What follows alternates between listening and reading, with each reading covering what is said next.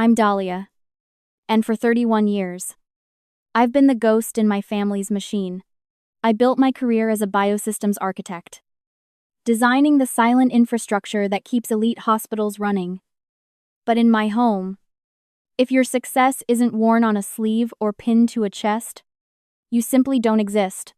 I was the one who quietly covered the $18,000 medical bills and edited the doctoral theses, helping without being asked twice. But when my mother looked me in the eye at a Beacon Hill gala and called me an embarrassing deadbeat in front of Boston's medical elite, something snapped. The ballroom was a sea of white ties and ego. My mother, Sarah, swept toward me, her heels clicking like a countdown. She didn't offer a greeting. Instead, she leaned in, her voice a sharp, jagged whisper that cut through the sound of the string quartet. She told me I was a disgrace to the family name. Standing there in a 3-year-old dress, hiding in the shadows, while my brother Christopher was being celebrated for running an entire hospital. She called my work, the very systems currently managing the gala's logistics, a pathetic laptop hobby. I didn't argue. I didn't flinch. I just stood there, gripping my glass of water, watching the woman who raised me treat me like an unwanted peripheral in her grand production. Have you ever felt like the invisible one in your own family while everyone else took the credit? Drop a comment and let me know your story down in the comments. I'd love to know who's part of our community and how you found your way out of the shadows. The gala continued to hum around me, but I was already miles away in my head. Looking at my mother's polished facade, I realized the medical hierarchy in our house was a tower built on one specific foundation: visibility. My brother, Christopher, was the star surgeon, the one who moved through the world with the confidence of a man who believed he held life and death in his fingers. My sister, Kyla, was the pharmaceutical publicist who turned medicine into glamour. My parents, Sarah and Michael, were the architects of this echo chamber, retired board members who had spent 40 years believing that if you weren't standing under a surgical spotlight, you weren't really working. I was a biosystems architect. I spent my days designing the invisible diagnostic algorithms and biological data streams that allowed Christopher to perform his high-stakes procedures without a hitch. But to them, I was just the girl on the laptop. They saw my 3-year-old dress and my quiet presence as a sign of failure, never once stopping to wonder how a deadbeat could afford to live in the center of Boston without a dime of their help. It was a classic trap, the trap of the normalization of cruelty. In a high-status family like ours, the obsession with visible medals and public titles creates a sort of psychological blindness. They didn't just misunderstand me. They had literally lost the cognitive ability to see my value because I didn't fit the rigid, gendered expectations they had for a successful Anderson. They expected me to be a nurse or a supportive assistant, a secondary character in Christopher's epic. When I refused to play that role, they didn't see an independent professional, they saw a void.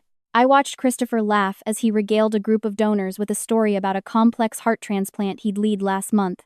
He skipped the part where the system I built flagged a critical biological mismatch in the 11th hour, saving the patient and his career. He didn't mention it because, in his mind, the system was just a tool, as replaceable as a scalpel. My mother leaned back, her diamond earrings catching the light of the crystal chandeliers.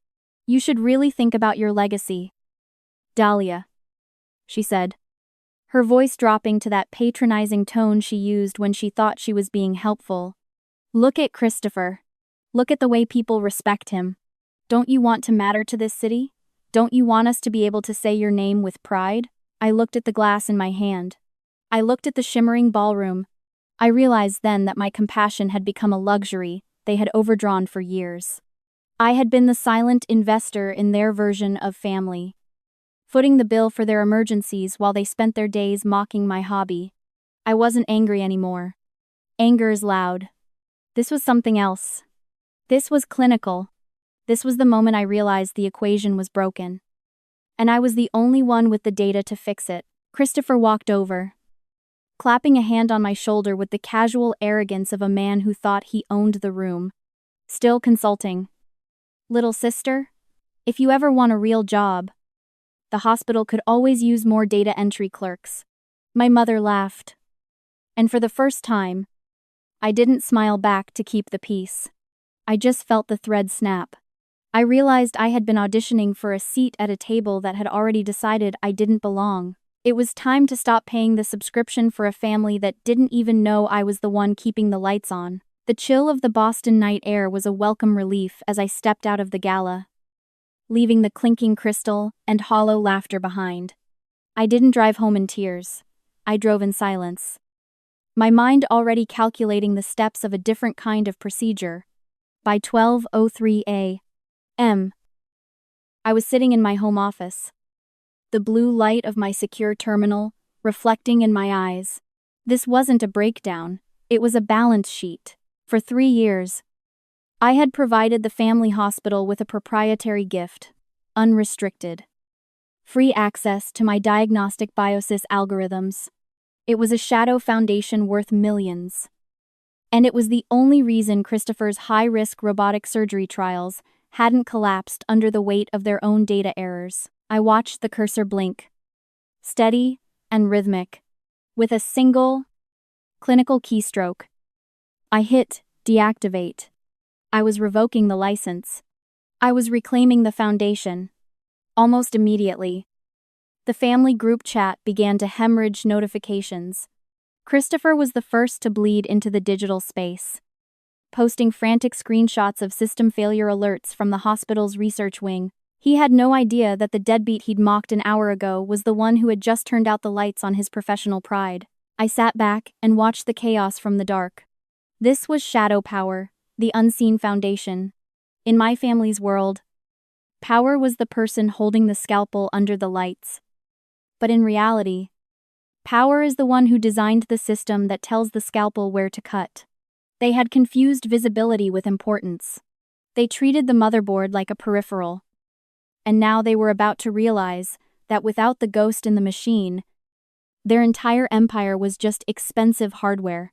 As the messages turned from confusion to panic, I thought about the hidden ledger of the last 4 years. I thought about the $18,000 emergency surgery bill for our mother that I had covered secretly while she thanked my father for figuring it out. I thought about the $4,000 I wired instantly for Christopher's bail after he made a mistake on a dark road, ensuring his medical license stayed pristine. I had even edited the very board presentations that Christopher used to secure his directorship, fixing the flawed logic he couldn't see. I had spent years trying to buy a seat at their table with invisible currency. I had been the silent investor in their version of family. And all I had received in return was a front-row seat to my own erasure. My mother had called me a deadbeat while I was earning a $220,000 salary they never bothered to ask about. My brother had called me a freeloader while I was paying for the air he breathed professionally. I looked at the terminal screen. The algorithms were dark. The diagnostic streams were severed. I wasn't just pulling a plug. I was establishing a boundary that should have been built a decade ago. I rubbed my eyes, trying to summon a flicker of regret or a drop of guilt. But there was only clarity. They weren't shocked by the system failing. They were going to be shocked that I had finally stopped playing along. Inside my office, the screens glowed with a different kind of sunrise, the kind made of cold data, hard numbers, and the quiet weight of justice. By 3 a.m, the digital silence from my terminal had translated into a full-scale emotional storm on my phone. The group chat was no longer a list of achievements. It was a crime scene. Christopher's texts were no longer smug. They were frantic, jagged, and increasingly vicious. Dahlia, stop whatever games you're playing and get the systems back up, he messaged, his entitlement practically bleeding through the screen. We have a robotic trial scheduled for 8 a.m. If that interface stays dark, the board will pull my funding. Do you have any idea how much work I've put into this? It was the same language they'd always used: his work, his funding, his life. They were so blinded by their own status echo chamber that they couldn't even grasp the irony of a deadbeat being the only one capable of fixing their crisis. My mother joined the fray minutes later, sending a long, rambling message that skipped an apology and went straight to gaslighting. Dahlia. Honey, we know you're upset about what happened at the gala, she wrote, but you're being incredibly dramatic and selfish right now. Sabotaging your brother's legacy because of a small misunderstanding isn't the way we raised you. Dramatic. That was their favorite word for my boundaries. It was the term they used to shut down any conversation that required them to look at their own cruelty. I watched the typing bubbles appear and disappear. Christopher was writing another novel of rage. You're a tech girl. Dahlia. You don't understand that actual lives are at stake here. This is real medicine. Not your little consulting hobby. Fix it. Or you're dead to this family. I looked at the message until the words blurred. Even with the system, they depended on lying dead because of a single key I pressed. They still tried to belittle my role. They were surgeons who couldn't see the foundation they stood on. They were experts at repairing bodies but were completely illiterate when it came to the systems that sustained them. They showed no remorse. No realization. And most importantly, no shame. I didn't answer. I didn't defend myself. I just opened a new folder and started dragging the logs of their harassment into it. Every deadbeat. Every freeloader. And every threat Christopher sent was a new line item in their debt. I wasn't just pulling a plug anymore. I was authorizing a full audit of our relationship. My compassion had been a luxury they'd overdrafted for 31 years. And the bank was finally closed. The silence that followed my lack of response was louder than their shouting. I could almost feel them in their pristine homes, pacing the floor, staring at the black screens of their hospital terminals, waiting for the girl they ignored to save them again. But that girl had left the building. I rubbed my eyes, feeling a cold, crystalline sense of control. They weren't just losing a system, they were losing the only person who had ever protected them from themselves. Inside my office, the only light came from the confirmation screen of my next move. I wasn't going to fix his system. I was going to let the board see exactly who was actually holding the structure up. The professional escalation began, not with a shout, but with a series of certified letters. I realized that playing the family game was a losing strategy. It was time to move the conflict into a sphere where data and law were the only languages spoken. I hired an elite forensic accounting team and a top-tier intellectual property attorney to perform a full audit of my contributions to the family hospital. For years, my Dung, Silas, a man who prided himself on his old-school medical ethics, had been the primary liaison between my tech firm and the hospital board. What we found in the digital wreckage was worse than mere ungratefulness. Silas hadn't just been benefiting from my work, he had been actively misrepresenting it. As my forensic team dug through the hospital's financial filings, they discovered a discrepancy that made even my attorney pause. To secure a $2 million expansion loan for the surgery wing Christopher managed, Silas had listed my proprietary diagnostic patents as the hospital's own intellectual assets. He had forged my digital signature on licensing agreements, essentially selling my brain to fund his son's glory. The betrayal was no longer just emotional, it was a criminal enterprise. My compassion had been a resource they didn't just overdraw, they had stolen it outright. I felt a different kind of clarity then, the kind that comes when you stop being a family member and start being a victim of a felony. It's corporate identity theft and bank fraud. My attorney explained as she laid out the timeline. They weren't just surgeons or PR experts, they were vultures, masquerading as family. Just as the legal net was tightening, I received a call from an unexpected ally, the hospital chairman himself. He had noticed the system blackouts and the sudden administrative errors in the patent filings. Unlike my family, he was a man of systems. And he knew that a foundation doesn't just disappear unless it was never truly attached to the structure. Dahlia, he said, his voice grave. I've been looking at the funding records for the new wing. Your parents claimed it was built on decades of family savings. He paused, and I could hear the rustle of a balance sheet on his end. But the breadcrumbs don't lead to them. They lead to a private research firm in your name. You've been bankrolling this entire expansion for 4 years.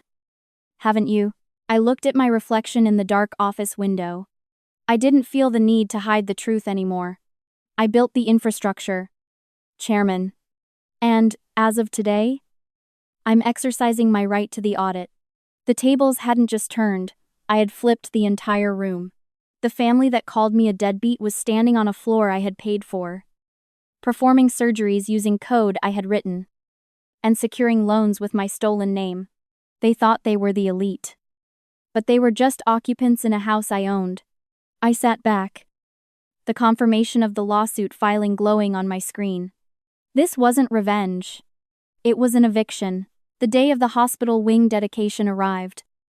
A morning filled with the kind of performative excellence my family lived for. The new surgery center was draped in banners, the air thick with the scent of expensive catering and institutional pride. My parents, Sarah and Michael, stood near the podium, beaming like monarchs in their final hour. Christopher and Kayla were beside them, playing the roles of the successful heirs to perfection. I stood at the very front of the crowd, not as an invited family member, but flanked by the hospital chairman and my legal team. The ceremony was supposed to be a victory lap for Christopher. But the atmosphere shifted the moment Nicholas, the elite chief of surgery and my sister's husband, stepped onto the stage. He was in his formal surgical blues, the gold standard of the family's hierarchy. He scanned the room, his eyes skipping over Christopher and my parents until they landed directly on me. The room went impossibly still. Nicholas didn't walk to the podium. He walked straight to the edge of the stage, stopped just a few feet from where I stood, and snapped into a formal medical salute. It was a textbook gesture of respect, crisp and undeniable. "Ma'am," he said, his voice clear and loud enough to echo off the high ceilings. The sound of silverware clattering to the floor was the only response. I saw my father's fork hit his plate as his face drained of color. My mother was frozen, her hand halfway to her mouth in a gasp. My sister, Kyla, turned a sickly shade of pale, her perfect composure shattering in real time. Nicholas didn't break his gaze. "I didn't realize until the system audit this morning that you were the lead architect of the BIOS's protocol," he said, his voice carrying a weight that made the family's earlier insults feel like the petty noise they were. "Without your code, my last 3 patients wouldn't be alive. I've been using your protocols in the field for a year, and I had no idea I was standing in the shadow of the person actually holding this entire structure up." The silence that followed was heavy, jagged, and absolute.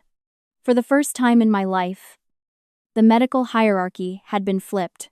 The man they worshipped as the gold standard had just used their own language of rank to declare me his superior. I didn't smile. I didn't need to. I just nodded slowly, acknowledging the salute. "Lieutenant Commander," I said, my voice flat and clinical. I could feel the shift in the room. 1,000 threads of family narrative snapping at once. My parents were no longer looking at me like a puzzle to be solved or a deadbeat to be managed. They were looking at me with a terrifying, belated respect. But it was too late. They hadn't misunderstood my value. They just hadn't cared to understand it until someone with a uniform and a title forced them to see it. That silence was the most honest thing they had ever given me. After the gala, my family tried to pivot. My mother, Sarah, reached out with a long, rambling message about family unity and how we should move past this misunderstanding. She even suggested a quiet dinner to talk things through. But the time for talking had expired years ago. I didn't answer. I was busy finalizing the paperwork to remove my proprietary algorithms from their network permanently. The legal fallout for them was swift. The hospital chairman and the board launched an internal investigation into the forged patent signatures and the $2 million loan Silas had secured under false pretenses. Christopher's role as director was suspended pending the audit, and the family wing was stripped of our name. They had built their world on an illusion of status. And without my stolen foundation to prop them up, the entire structure crumbled. I moved my headquarters to a new office 30 floors above the city. A space made of glass, light, and actual respect. I established the Dahlia Foundation for Biomedical Innovation, dedicated to supporting researchers who, like me, do the heavy lifting in the shadows. My first intern is a brilliant young woman who reminded me of myself at 22, talented, quiet, and far too used to being overlooked. I sat her down on her first day and gave her the only piece of advice that matters. Never mistake your silence for peace. If you don't define your own worth, the people around you will try to write you into a story where you're a supporting character in your own life. To you, the shadow architects listening right now, I see you. I know what it's like to hold the weight of an entire family or a corporation on your shoulders while they look right through you. I know the sting of being called a deadbeat while you're the one paying the bills. But your value isn't determined by their inability to see it. You are the foundation. And foundations have the power to walk away and take the whole building with them. I looked at the family group chat one last time. It was full of messages I hadn't read, please, excuse, and late-night apologies. I didn't feel anger. I didn't feel triumph. I just felt a profound, cooling sense of neutrality. I hit leave conversation, and for the first time in 31 years, I breathed oxygen that didn't taste like their expectations. If you've finally realized that your silence was giving people permission to hurt you, hit that like button and subscribe for more quiet justice. Share this with one person who needs to know they are enough, exactly as they are. Sometimes, the best revenge isn't a loud fight. It's building a life so bright that the people who tried to dim you are forced to squint.